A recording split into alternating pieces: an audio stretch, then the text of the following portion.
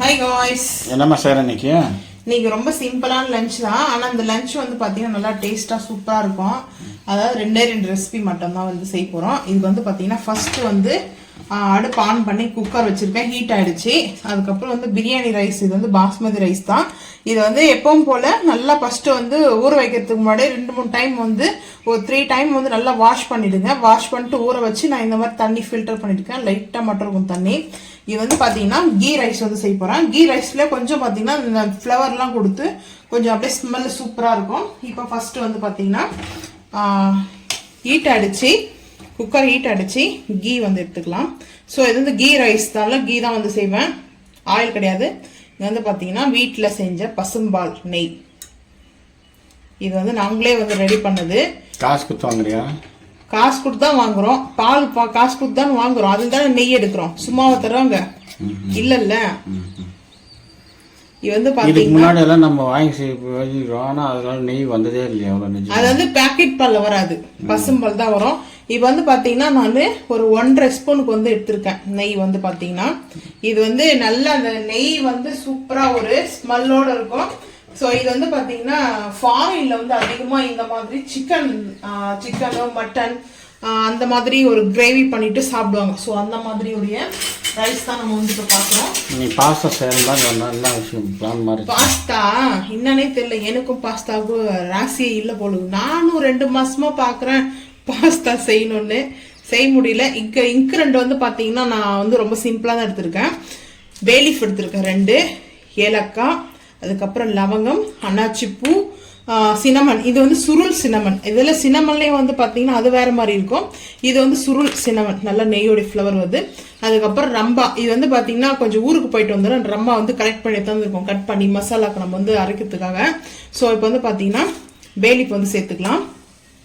Bay leaf சேர்த்தாச்சு, ஏலக்காய், லவங்கம், அன்னாச்சிப்பூ, அப்புறம் சினமன். இது வந்து கொஞ்சம் அப்புறமா சேர்த்துக்கலாம், ஏன்னா டக்குன்னு வந்து இப்போ வாஷ் பண்ண. ஸோ அதனால வந்து பார்த்தீங்கன்னா அது வெடிக்க ஆரம்பிக்கும். ஸோ இந்த மாதிரி தான் நெய் வந்து நல்லா சிம் பண்ணிட்டேன் அடுப்பை. இப்போ வந்து ஹை ஃப்ளேம் பண்ணிக்கலாம். ரொம்ப ஈஸி தான் இந்த ரெசிபி வந்து பார்த்தீங்கன்னா. இதுக்கு வந்து நான் வந்து கத்திரிக்காய் வந்து செய்ய போகிறேன். அது வந்து நல்லா தான் இருக்கும். இன்னைக்கு வந்து செவ்வாய்க்கிழமை, அதனால நான்வெஜ் கிடையாது. ஸோ நான் வந்து இப்போ நான்வெஜ் செய்யலை, அதனால தான். இப்போ வந்து பார்த்தீங்கன்னா குக்கர் மூடிக்கு பதில் வந்து பார்த்தீங்கன்னா எதுக்காக நான் வந்து குக்கர் மூடி எடுத்துருக்கேன் பார்த்தீங்கன்னா, இப்போ வந்து ரம்பா அந்த லீஃப் வந்து சேர்க்க போகிறேன். அது என்ன ஆகும்னு சொல்லிட்டு பார்த்தீங்கன்னா சிலன்னு வந்து அந்த தண்ணி இருக்கிறதுனால வெடிக்க ஆரம்பிக்கும். இப்போ வந்து அதை போட்டுட்டு இந்த மூடி போட்டுக்கலாம். இப்போ வந்து பார்த்தீங்கன்னா அது அந்த ரம்பாவுடைய லீஃப். ரம்பா வந்து ஆப்ஷன் தான், நீங்கள் இருந்தால் போட்டுக்கோங்க, இல்லைனா வந்து யாரையும் கம்பல் போஸ்ட் பண்ணலை. இப்போ எல்லா மார்க்கெட்லையுமே ரம்பா லீஃப் வந்து கிடைக்க ஆரம்பிக்குது. நர்சரியில் கூட வந்து இருக்குது. வந்து பார்த்தீங்கன்னா வாங்கி நீங்கள் சின்னதாக ஒரு பாட்டு ஒரு தொட்டியில் வந்து வச்சுக்கலாம். இப்போ வந்து இந்த ரைஸ் வந்து சேர்த்துக்கலாம். ஜெக்கில் தான் நான் வந்து ஒரு ஜெக் வந்து பார்த்தீங்கன்னா எடுத்த ரைஸ் வந்துட்டு இந்த ஜெக்லேயே வந்து தண்ணி சேர்த்துக்கலாம். 1க்கு 1.5 வச்சுக்கிறேன், ஏன்னா ரைஸ் நல்லா கொஞ்சம் குக் ஆகணும், அதனால.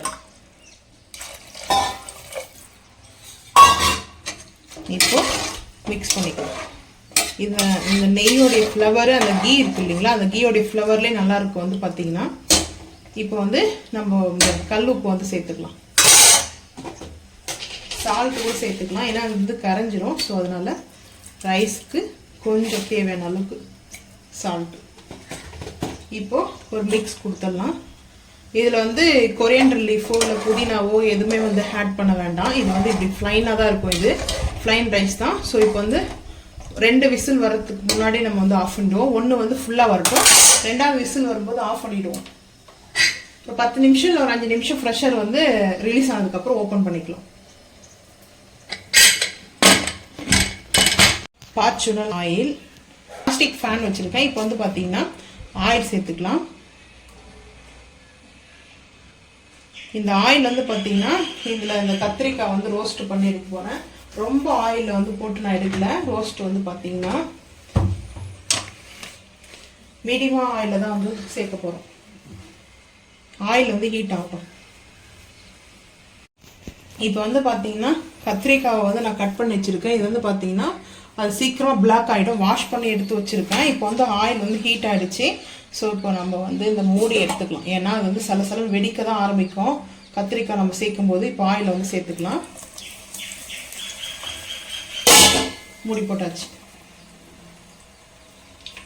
இப்போ வந்து எல்லா கத்திரிக்காயும் வந்து நான் சேர்த்துட்டேன். இந்த ஆயிலில் வந்து பார்த்திங்கன்னா ஹை ஃப்ளேம் வந்து பண்ணியாச்சு. ஸோ இந்த எதுக்காகனா நம்ம இது கொஞ்சம் ரோஸ்ட் பண்ணிட்டோம்னா அந்த கத்திரிக்காய் மாதிரியே தெரியாது, நல்லா டேஸ்ட்டு சூப்பர். இந்த மாதிரி ஒரு டைமாக செஞ்சு கொடுத்து பாருங்கள், ரொம்ப சூப்பராக வந்து இருக்கும் டேஸ்ட்டு. இப்போ வந்து பார்த்திங்கன்னா நம்ம இந்த கத்திரிக்காய் நல்லா ரோஸ்ட் ஆகட்டும். ரோஸ்ட் ஆனதுக்கப்புறம் வந்து பார்த்துக்கலாம். கத்திரிக்காய் வந்து பார்த்திங்கன்னா நம்ம ஆயிலில் ரோஸ்ட் பண்ணது இந்த மாதிரி தான் இருக்கும். இது கொஞ்சம் ஆயில் ரோஸ்ட் பண்ணும்போது கொஞ்சம் திக்னஸாக கொஞ்சம் பார்த்திங்கன்னா கொஞ்சம் தின்னாக வந்து கட் பண்ணிக்கோங்க. ரொம்ப ஸ்லைஸ் வந்து பார்த்திங்கன்னா பண்ண வேண்டாம், அது வந்து சீக்கிரமாக வந்து இதுவாகிடும்.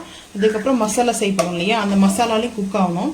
ஸோ இந்த மாதிரி குக் ஆனதுக்கப்புறம் நம்ம இதை எடுத்துடலாம். இது ஒரு பிளேட்டுக்கு வந்து ட்ரான்ஸ்ஃபர் பண்ணியாச்சு. இது ஆட்டம் இதே ஆயிலில் வந்து நம்ம மசாலா வந்து சேர்த்துக்கலாம்.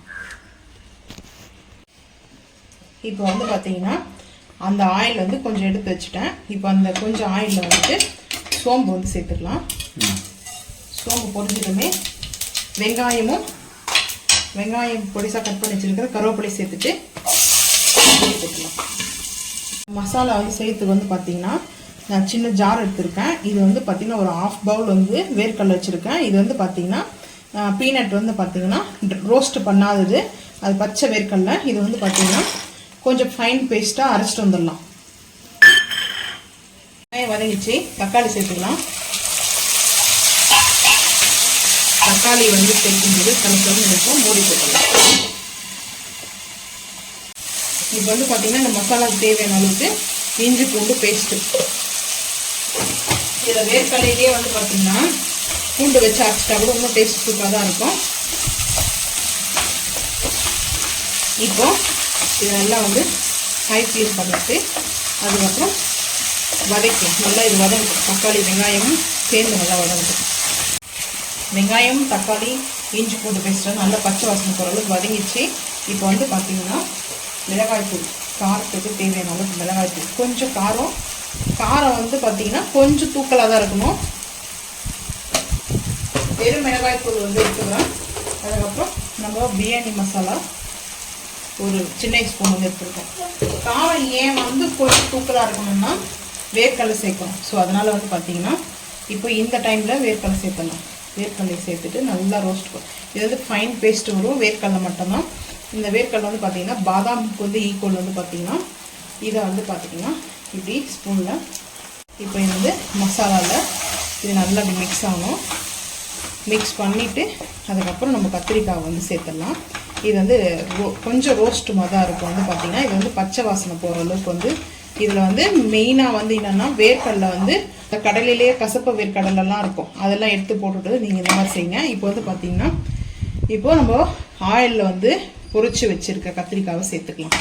இதில் வந்து பொட்டேட்டோ கூட சேர்க்கலாம், நல்லாயிருக்கும். ஸோ இந்த மாதிரி கத்திரிக்காய் மசாலாவுக்கு மட்டும் பொட்டேட்டோ மசாலா சேர்க்கும்போது வேர்க்கடலை வந்து சேர்க்க வேண்டாம். அதுக்கு வேறு வந்து ரெசிபியை நம்ம ஒரு நாளைக்கு ஷேர் பண்ணுவோம். ஸோ இந்த மாதிரி இப்போ இதில் லைட்டாக வந்து அந்த ஜாரை வாஷ் பண்ணி அந்த தண்ணி சேர்த்துக்கலாம். இப்போ வந்து லைட்டாக வந்து அந்த ஜாரில் வேர்க்கடலை அடைச்சோம் இல்லையா, அந்த தண்ணியை வாஷ் பண்ணி ஊற்றியாச்சு. ஸோ இந்த ரெசிபி வந்து பார்த்திங்கன்னா நல்லாயிருக்கும். நம்ம வந்து பிரியாணிக்கு சைடிஷாக கூட வச்சு சாப்பிட்லாம். ரொம்ப சூப்பராக இருக்கும். இது வந்துட்டு இந்த ரெசிபி ரொம்ப ரொம்ப ரொம்ப ஈஸி தான். ஆனால் வந்து பார்த்திங்கன்னா அந்த கரெக்டான ஒரு இதில் வந்து செய்யும்போது அந்த கசப்பு தன்மை இல்லாமல், ஏன்னா அந்த கசப்பு வேர்க்கடலை ஒன்று இருந்துச்சுன்னு வச்சுங்களேன், ஒன்று கூட இருக்கக்கூடாது, இருந்தால் சாப்பிடவே முடியாது, ரொம்ப கசப்பாக இருக்கும். இப்போ இது இருந்தால் கொஞ்சம் சிம்மில் வந்து வச்சு பார்த்திங்கன்னா ஹை ஃப்ளேம் பண்ணக்கூடாது. டக்குன்னு வந்து வேர்க்கடலை வந்து கட்டியாகிடும். இது வந்து பார்த்திங்கன்னா ரொம்ப திக்னஸ் ஆகிடும். ஸோ சிம்மில் வந்து பார்த்திங்கன்னா ஒரு 5லேருந்து ஒரு 7 நிமிஷம் வந்து சிம்மில் வந்து குக் ஆகட்டும். அதுக்கப்புறம் வந்து பார்த்திங்கன்னா அந்த பச்சை வாசனைலாம் போயிடும். வந்து இந்த டிஷ்ஷுக்கு நம்ம வந்து ஃபஸ்ட்டு சால்ட்டு வந்து சேர்க்கலை, சரிங்களா? இப்போ வந்து ஃபைனலாக தான் நம்ம வந்து சேர்க்கணும். ஸோ நான் கொஞ்சம் தண்ணி லைட்டாக வந்து வச்சுருக்கேன், ஏன்னா திக்னஸ் ஆகிடும். ஸோ அதனால் சால்ட்டு ஒரு 1/4 டீஸ்பூன் கூட சேர்த்துருக்கேன். இப்போ இதை மிக்ஸ் பண்ணிவிட்டு மூடி போட்டுடலாம். நல்லா இது குக் ஆகிட்டு வரும்.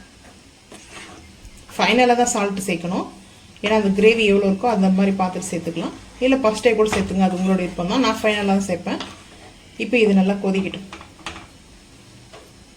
கீ ரைஸ் பார்த்தீங்கன்னா இந்த மாதிரி வச்சா நல்லா இருக்கும்னு சொல்லிட்டு ரோஸ்ட்டாக கூட வேணால் பண்ணிக்கலாம். நம்ம கொஞ்சம் திக்னஸாக அந்த கிரேவி வந்து பார்த்தீங்கன்னா ரொம்ப திக்னஸாக இருக்கும் இது வந்து பார்த்தீங்கன்னா. ஸோ இப்போ வந்து பார்த்தீங்கன்னா புதினா வாஷ் பண்ணி நான் எடுத்து வச்சுருக்கேன். அதுக்கப்புறம் கொத்தமல்லி அதையும் வாஷ் பண்ணி பொடிசாக கட் பண்ணி வச்சுருக்கேன். இதில் நீங்கள் மெயினாக வந்து பார்த்தீங்கன்னா ரோஸ்ட்டு கூட பண்ணிக்கலாம். ஆனால் வந்து பார்த்தீங்கன்னா கொஞ்சம் தண்ணி வச்சுடுங்க லைட்டாக. அதுக்கப்புறம் நீங்கள் வந்து இதை வந்து ரோஸ்ட்டு பண்ணுங்கள். கரெக்டாக அது அந்த பார்த்தீங்கன்னா இது டைட்னஸ் ஆகும். இந்த பீனட் வந்து பார்த்தீங்கன்னா அந்த வேர்க்கடலை வந்து டைட்னஸ் எவ்வளோ நம்ம வந்து பார்த்தீங்கன்னாலும் டைட்னஸ் வந்து ரொம்ப டைட்டாக வந்து கார்ன்ஃப்ளவர்லாம் போட்டால் எப்படி இருக்கும், ஸோ அந்த டைட்டை வந்து கொடுக்கும். அந்த கிரேவிக்கு வந்து ஒரு டெக்ஸ்சரான அந்த டைட்னஸ் வந்து கொடுக்கும். ஸோ இந்த மாதிரி தான் இதில் வந்து ரொம்ப ஆயில் சேர்க்க வேண்டாம்னா நான் மீடியமாக சேர்த்துருக்கேன். ஏன்னா பீனட்டே வந்து ஆயில் தான் இல்லையா. ஸோ இந்த மாதிரி இது வந்து இந்த ராவாக இருக்கிற வந்து பீனட்டு தான் இதில் வந்து பார்த்திங்கன்னா நம்ம வந்து ஃபைன் பேஸ்ட்டாக வந்து சேர்க்கணும். இதில் ரோஸ்ட் பண்ண பீனட் வந்து சேர்க்க வேண்டாம். இதுதான் டேஸ்ட் வந்து பார்த்திங்கன்னா அடிப்பொடியாக இருக்கும். டேஸ்ட்டு சூப்பராக இருக்கும். இப்போ வந்து பார்த்திங்கன்னா ஃபைனலாக ரெடி ஆகிடுச்சு. படுப்பை வந்து ஆஃப் பண்ணிடலாம். ப்ரெஷர் வந்து கம்ப்ளீட்டாக வந்து செட் ஆகிடுச்சு.